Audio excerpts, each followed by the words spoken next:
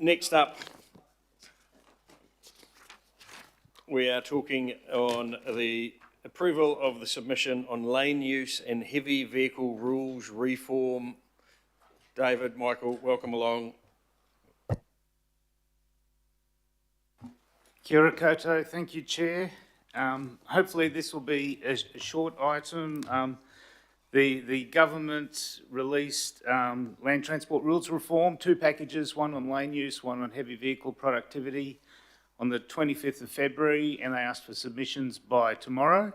So it's been a very short process.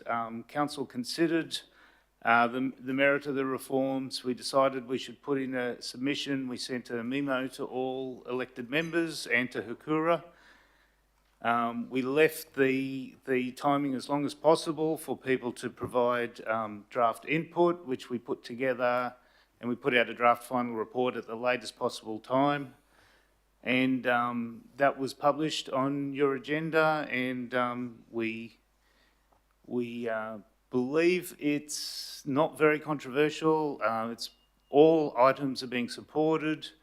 A number of local boards and others have provided additional input seeking for more government support for active transport infrastructure to improve the outcomes from the rules reform, and also to include public education and other advice around the reforms, and also AT subject matter experts have provided input.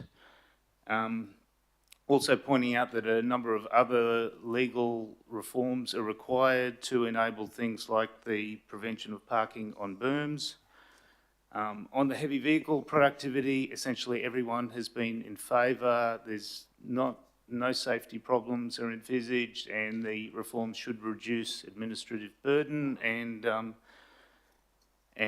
enable more proliferation of electric trucks and buses and easier licensing arrangements. I think I can take the submission as read, and I'll quiet now and we'll open for questions, hopefully. Okay, questions? John Gill. Thank you. Look, I support this, but I have a question and my brain's going into knots, and always has when I looked at this issue, and this is to do with the berm parking, because I think it's the fault of the legislation, everything sort of points at each other and go around circles and that. I was just wondering if you just take me through it, please. But it seems to me that we have the Land Transport Act that allows the Minister to create rules. It's created a rule that says that basically you have to park off the road on the berm if possible, but the council can have a bylaw to reverse that. The Act also says the council may make a bylaw. In our bylaw, I don't think we have got anything addressing the berm situation yet, although there may be a resolution that's been passed under that bylaw. Maybe you can clarify that. And then in the report, you talk about how the Act won't allow us to enforce this aspect. But again, it seems overly complicated the way it's written, so I do support us asking for changes here. But I don't read all this as that we do need to have signs. I mean, the rule that the Minister has says that it can have a sign or be in the bylaw. And then when you go to the bylaw and it lists all the things that we can have in the bylaw, yes, it does talking about parking needing signs, but then it does also have another section about general and allowing any other road-related matters that are not addressed above to be in there. And then in the section which talks about how much we can charge for infringements, it does say that we can do up to $150 for bylaws made under that section. So if you could please just take me through this, because this is driving me nuts. Thank you. Very good question, Councillor. Unfortunately, I don't have the expertise to clarify the situation. It is a complex legal area. Auckland Transport has taken the view over many years that they are unable to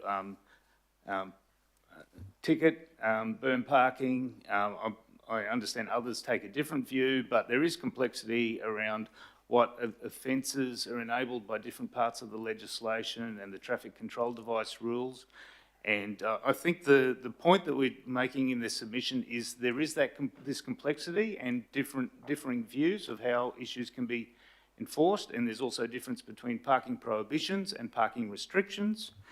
And we would like to see the government clarify this situation and make the additional changes that may be required so that any parking prohibitions can be properly enforced without the need for signage on all berms. But we can get back to you with, Auckland Transport people can get back to you with more detail on that. Thank you. Okay, no more questions. So thank you, gentlemen. Someone like to move? Thanks, Greg. Second. Thanks, Lotu. Is there any discussion? None. Those in favour say aye. And against, carried. You might as well stay there, Michael. Next one up is the report on the transport emission reduction pathway to come in May 2026.